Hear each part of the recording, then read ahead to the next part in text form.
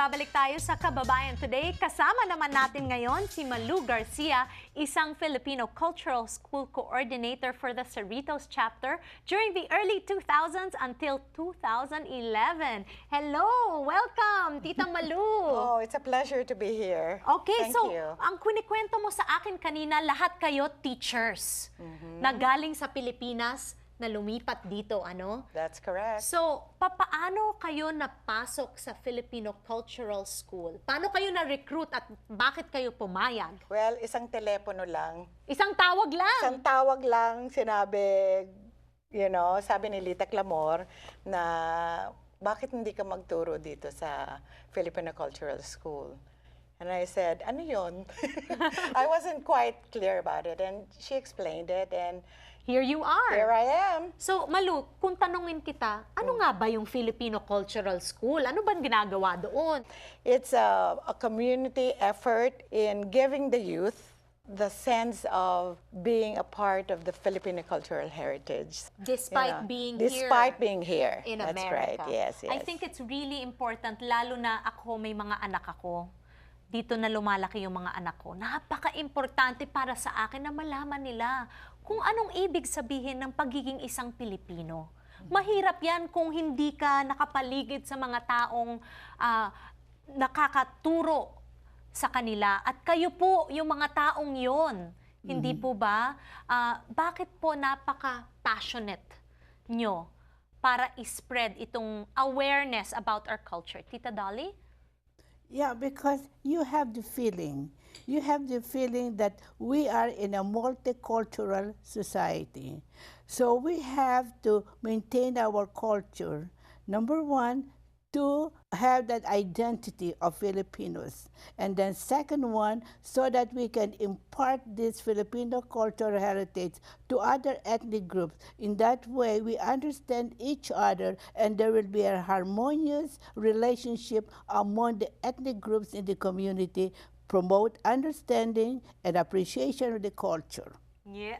Pang beauty queen ang answer ni Tita Dolly. Galing-galing! Papalakpak po ako, Tita Dolly. Talagang yung mission po ng eskwelahan nyo is very intact and it's very meaningful, especially for people that live here that want to know what it means to be Filipino. Lita, share with me your passion for this school. Okay, when I see the response of children, especially on the first day, and you can see the twinkle in their eye, how proud they are when they even sing the simplest song, Gaya ng Bahay Kubo, and they take it home to their grandparents. That is enough, to make me feel I've done my job to bring that culture to these little ones. Nakakatuwa naman talaga. Nako, Bahay Kubo lang. Naiiyak na ako pag narinig kong yung mga anak ko kumakanta, di ba? Oo. Lumulundag ang puso mo. Totoo, totoo.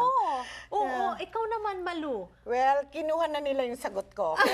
Pero dadagdagan ko na lang. Okay. Anyway, for me, yung sense of belonging, kasi parang yung mga Filipino-Americans dito na lumaki, parang hindi nila alam kung kanino talaga sila, where do they belong? It's that sense of belonging, and another is just the sense of appreciation for one's cultural values that we as the older generation would like to pass on to them and for them to appreciate and continue it on. Yeah. That's it.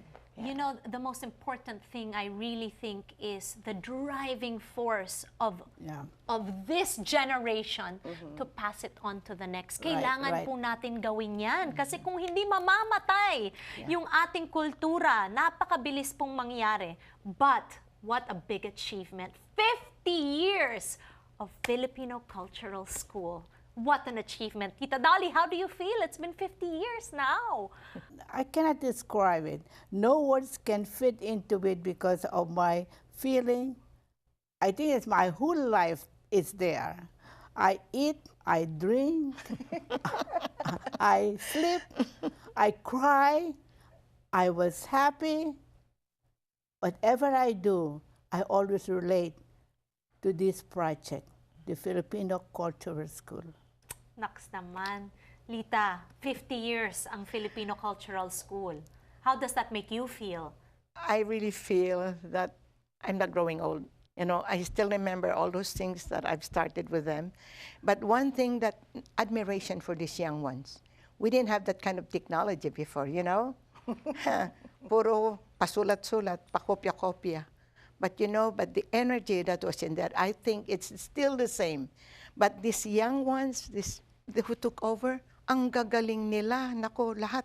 They have everything, what you need. It's already there in their fingertips. That's right. So, and I think it's faster to promote this because of their talents. Well, I want to assure you, the founders of the school, Tita Dolly, Kababayan Today is a show and a platform to promote the best of our culture, and that is the Filipino Cultural School. Yes. So I'm so happy that you're here to talk about the beginnings of the school, the history, the mission, and of course to have you wonderful ladies share your passion for our culture. And I would like to add something else to Tonji is, I'm really glad and appreciative of you inviting us. So this is one way for us to, again, to spread the goals, the objectives of the Filipino Cultural School.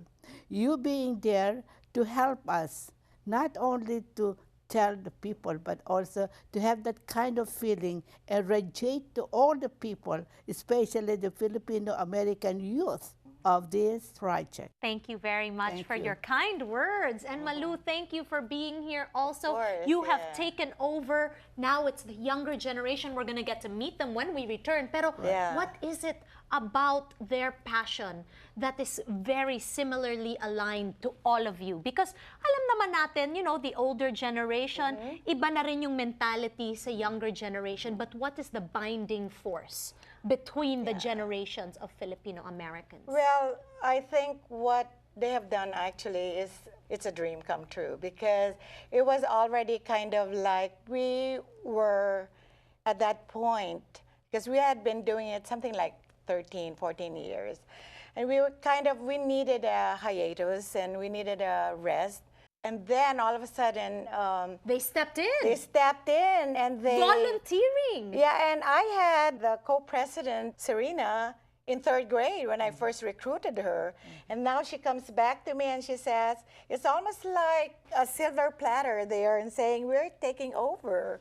So I was just like, So this is the fruits. This is of your- true. Yeah, this is yeah, the yeah. fruits Right, of your it is. labor, Right, yeah, You right. have instilled in them Yeah. and invested your time and knowledge to pass this on to them, and now it's their turn to give back to you. So when we return, makakasama naman natin, mga kababayan, ang bagong henerasyon. Si Sharina De Jesus, current co-president ng eskwelahan na ito, at si George Preno, internal vice president. Maraming salamat sa mga titang sumali ngayon. Siyempre. Ayan, thank you, ladies. Salamat din. Salamat. We'll be right back on Kababayan Today. Don't go away.